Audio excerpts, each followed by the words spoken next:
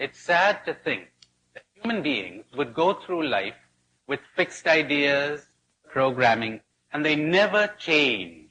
And they're not aware. They're just not aware of what's going on. Very religious people, some of them, but no awareness.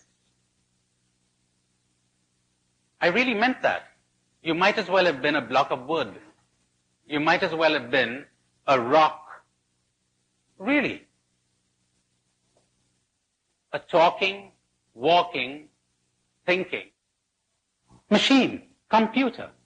That's not human. Puppet, jerked around by all kinds of things.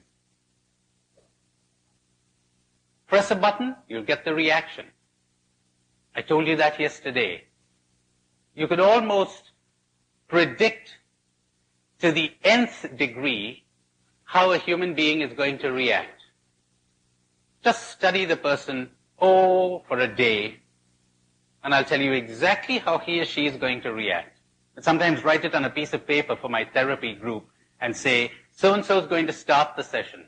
So-and-so will reply. There the machines, true to plan, go on. That's painful. They're not aware. And don't listen to the people who say to you, forget yourself, go out in love to others. Don't listen to them. They're all wrong. The worst thing you can do is to forget yourself when you go out to others. Go out in your so-called helping attitude. You know, this was brought home to me very forcefully many years ago when I did my studies in Chicago in psychology. We had a course in counseling for priests. It was only open to priests who were actually engaged in counseling and who agreed to bring a tape to class. So we did that. Well, must have been about 20 of us. When it was my turn, I brought a cassette, a tape, to class that had engraved on it, impressed on it, an interview that I had with a young woman. Well, I took it to class, the instructor put it in a tape recorder, and we all began to hear it. After 5 minutes, as was his custom, the instructor stopped the tape. He said, "Any comments?" Someone said to me, "Why did you ask her that question?" I said, "I'm not aware that I asked any question. As a matter of fact, I'm quite sure I did not ask any question." He said, "Oh, no, you did. See, I was quite sure because I was consciously following the method of Carl Rogers, person-oriented, non-directive. You don't ask questions, you don't interrupt, you don't give advice, etc. So I was very aware that I mustn't ask questions. All right, there was a bit of a dispute between the two of us, and the instructor said, "Why don't we play that again?" So we played that again and heard it. And there, to my horror, was a whopping big question, as tall as the Empire State Building. A huge question, you couldn't miss it. Now, you know, the interesting thing was that I had heard that question 3 times. The first time, presumably, when I asked it. The second time, when I listened to the tape in my room, because I wanted to take a good tape to class, see? And the third time, when I heard it in the room, in the classroom, but it hadn't registered. I wasn't aware. That happens frequently in my therapy sessions or spiritual direction sessions or whatever. We tape the interview. We record it. And again and again and again, when the client listens to it, he or she says, "You know, I didn't really hear what you said in the interview. I only heard it when I listened to the tape. More interestingly, I didn't really hear what I said when we had the interview. I only heard, look what I said." Somewhat humiliatingly, I sometimes discover what I said when I'm listening to the tape with her. That's shocking.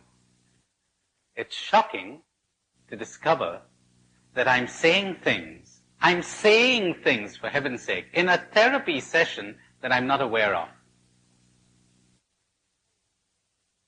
the full import of which only dawns on me later. You call that human?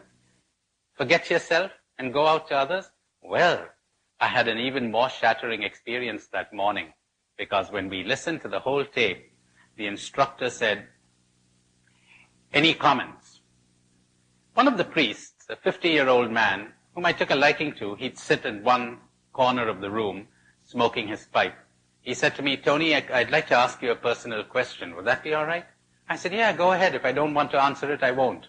"What's the personal question?" He said, "This woman you're interviewing, is she pretty?" Now, you know, honest to goodness, I was at a stage of my development or undevelopment, or whatever you want to call it, where I really didn't notice if someone was good looking or not. I really didn't. It didn't matter. I mean, she was a sheep in the flock of Christ. I was the pastor. I dispensed help. Yes, I mean, it's agree.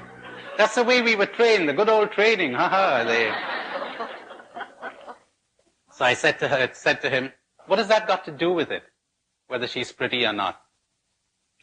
He said, "You don't like her, do you?" "What? You don't like her, do you?" Well, hadn't ever struck me that I liked or disliked people, or mostly occasional powerful likes and dislikes would register in consciousness, but the other ones wouldn't. It was mostly neutral. I said, "What makes you say that?" He says, "The tape." I said, "You mean you get that from the interview?" He said, "Yes, would you like me to show you that?" I said, "Yes, I'd be happy to." We went through that tape again, and he said, "Listen to your voice here, how sweet it has become. You're irritated, aren't you?" I was. I was only becoming aware of it right there. And look what you're doing here. Non-directively, for heaven's sake. You know what I was saying to her? I was saying, "Don't come back," but I wasn't aware of it. And he said, "She's a woman. She'll have picked this up."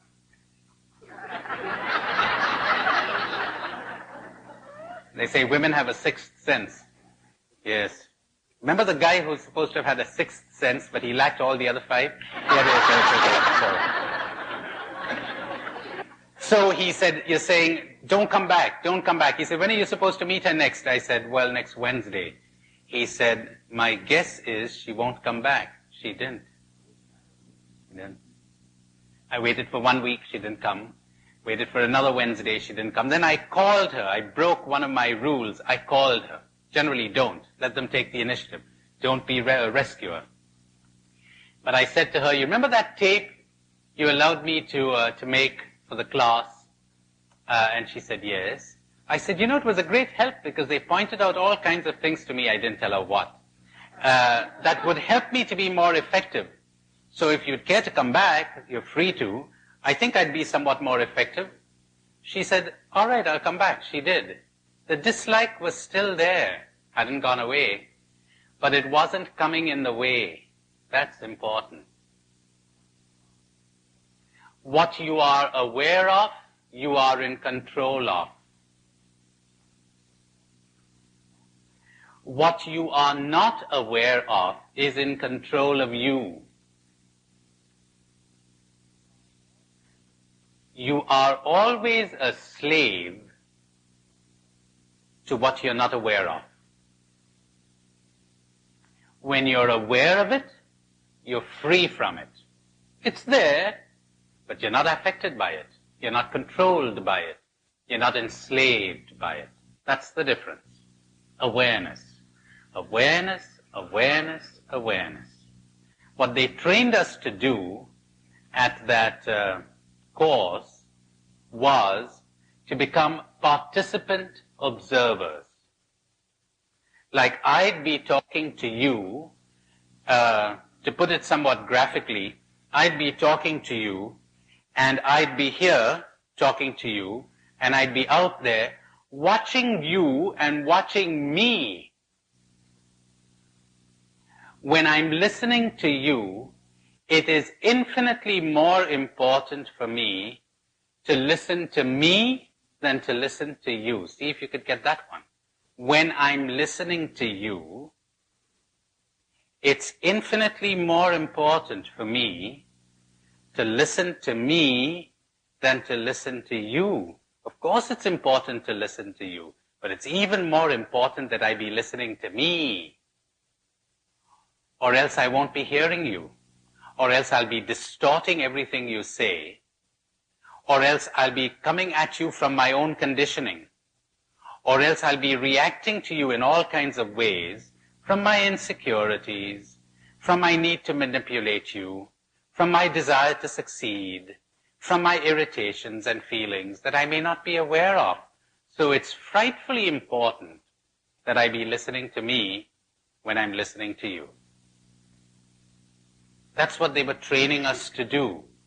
It was a training in awareness. And as I shall tell you this morning, how important it is that you be listening to yourself, observing yourself, watching yourself constantly as you react to life and to people, to the world. So important. How does one do this? Does one do this consciously? You know, I said to you, observe yourself the way you would be observing someone else. That needs a little explanation. You don't always have to imagine yourself hovering up somewhere there in the air, looking at yourself. No. You know, to give you an idea, a rough idea of what I'm talking about, imagine a good driver is driving a car. He's concentrating on what you're saying. In fact, he's having an argument with you. That's how much he's concentrating. But he's perfectly aware of all the road signals. And the moment anything untoward happens, the moment there's any untoward sound or noise or bump, he hears it at once. He says, "You sure you closed that door back there?" How did he get that? He was aware. He was alert. The focus of his attention was on the conversation, on the argument. But his awareness was more diffuse. He was taking in all kinds of things. What I'm advocating here is not concentration. That's not important. Lots of meditative techniques inculcate concentration. I'm wary of those things. They involve violence, and they frequently involve further programming and conditioning. What I would advocate is awareness, which is not the same as concentration at all. Concentration is a spotlight. Awareness, floodlight. You're open to anything that comes within the scope of your consciousness. Big difference. So when you're practicing awareness, you're never distracted. You may go to sleep. Go to sleep even though you're awake, which means you may turn off the awareness. Then you're asleep, even though you're talking and reading, etc. But when the awareness is turned on, there's never any distraction because you're always aware of wherever the focus of your attention happens to be. Like now I'm looking at those trees. Now I'm worrying. Was I distracted? You would have been distracted only if you were meant to concentrate on the trees. But if you're aware that you're worried, that isn't a distraction at all. Just be aware of where the focus of your attention goes. And above all, if you're practicing this, even to a limited degree, you will develop an extraordinary skill. When anything goes awry or anything untoward happens, you'll be alerted at once. Something's going wrong. The moment any negative feeling comes into consciousness, you'll be alerted. Something going wrong. And you'll give it your attention. Something like the driver of the car. Awareness, awareness, awareness. Now, I told you that as you begin to practice self-observation, you will see yourself that you are observing you. I am observing me. Now that's a strange phenomenon. I observing me. Remember I told you yesterday, St. Teresa of Avila would say that God gave her the grace of disidentifying herself from herself. You know, little children talk that way. A 2-year-old will say, Tommy had his breakfast this morning. He doesn't say I. He says Tommy. Third person. Mystics feel that way. They don't feel I have a problem. They feel Tommy has a problem. That's extraordinary. They have disidentified from themselves, and at last they're at peace.